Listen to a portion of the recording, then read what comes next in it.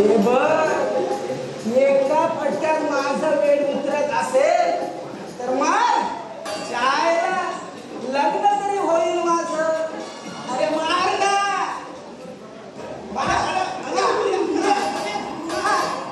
अरे जन्मभर पुहारा राहण्यापेक्षा एक फटका खालेला बरा.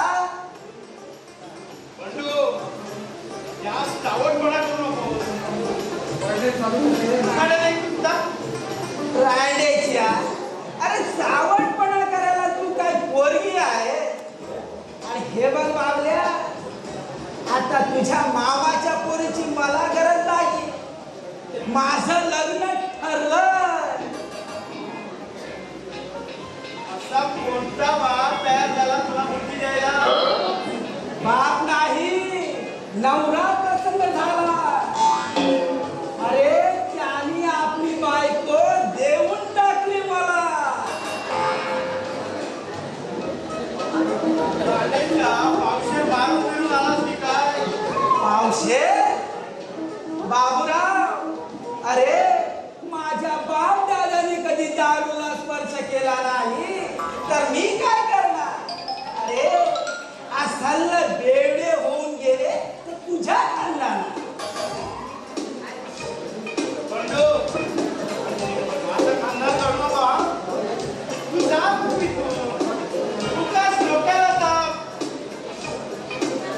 म्हणून तर लाडूच खायला आहे आमच्याकडे. पण येताना कमीत कमी 100 रुपयाचं प्रेझेंट आणायला विसरू नको.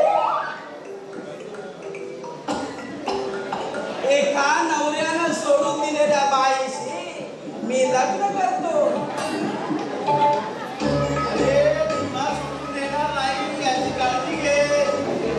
नाही तर एका महिन्याभरात तुझ्या तोंडाला पानं पुसून निघून जायची. रांडेच्या बुद्धी चांगली ठेव. विघ्न संतोषी कुठला अजून लग्न झालेलं नाही, ती माझ्या घरात आली नाही, त्या आधी तिला हाकलून लावतो. काय भ्रष्ट बुद्धी झाली तुझी. तिला पहिला नवरा दारू पिऊन छळायचा, मारझोड करायचा, उपाशी ठेवायचा. पण मी तसं करणार नाही. आपण तिला प्रेमानं वागविला, सुखाचा संसार करला. आमच्या संसारात मग फुले उगवणार आणि तुझ्यासारखी हलकट माणसं तोंडात बोटं घालून बघणार.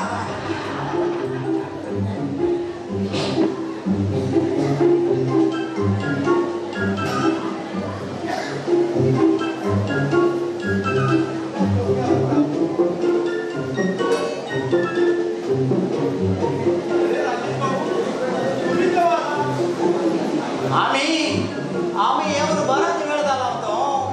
आम्ही मात बसून हिरावरी घालतो, समजतो ना. अरे वा, माझ्या नानाची भाषा सुद्धा शेवटी लेखकच ना. बरं येतो मी. अरे थांब ना बाबल्या, तुझ्या नानाला भेटायचं होतं मला. कधी भेटते? नाना होय, भेटतील ना. जाऊ आपण एके दिवशी. आता मी जातो. अरे थांब ना. अरे तो आता तर बाहेर आला, थोडा वेळ बोलू आपण. शिक्षे हो, माझी कामं पडली हो. दादासाहेब आले ना तर अंकट घर हे डोक्यावर गेली. शिवाय आता जास्त झाली हो. जातो मी. अरे थांब ना. तुझे नाना जादूतोंडे वगैरे कुठे शिकला रे? ते आता मला काय माहिती. मला जास्त होतंय, मी जातो. अरे थांब ना. हो थांब रे करून त्या डोलावरची वेळ आली माझी.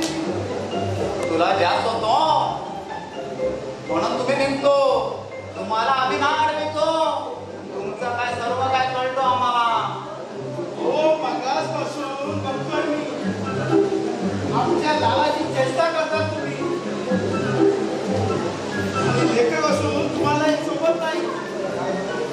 तुला राग आला की काय बाबल्या?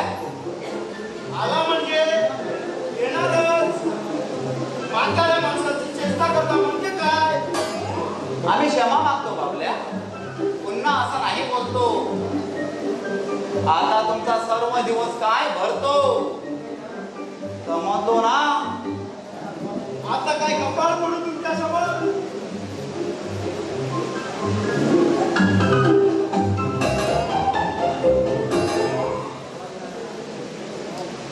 दादासाहेब, दादासाहेब, दादासाहेब, अरे दादासाहेब, दादासाहेब कुठे आहे? दादासाहेब, अरे काय झालं? तुमच्या भाऊला कोणीतरी नदीवर कोणीतरी मारलं आहे त्याला. कुठे? डोकं फोडलंय त्याचं, डोकं फोडलंय.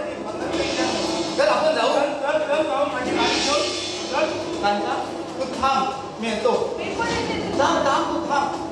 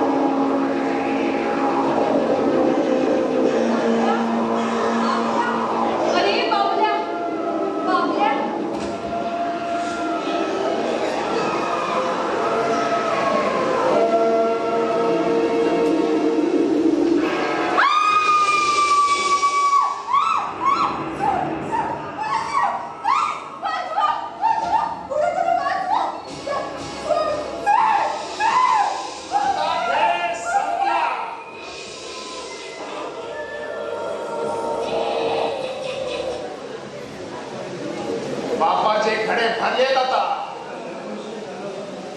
एक निर्दयी पिशाच आता इकडे नाचत होत, ते पिशाच पकडले गेले. आता माझी ओळख करून देतो. मी सीआयडी इन्स्पेक्टर नरेश भोसले. एका वाटोपाठ घडत गेलेल्या घटनेमुळे माझं इथं वेढलं गेलं आणि आप्पाच्या मृत्यूनंतर ते कन्फर्मच झालं.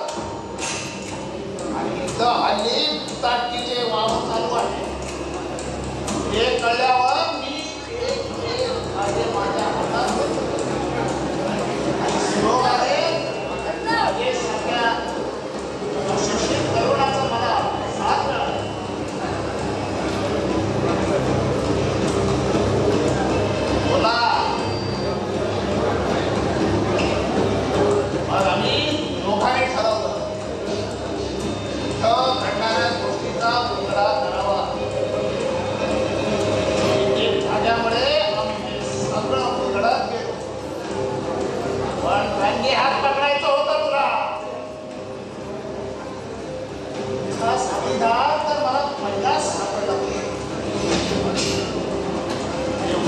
माझ्या लक्षात आलं होतं.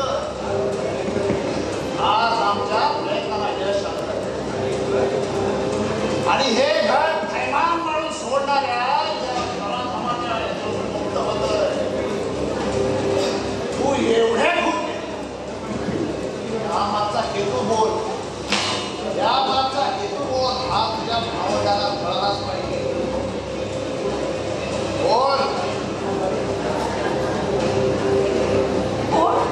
दादा तू? राजेश, दाखव चेहरा दाखव त्याचा. ह्या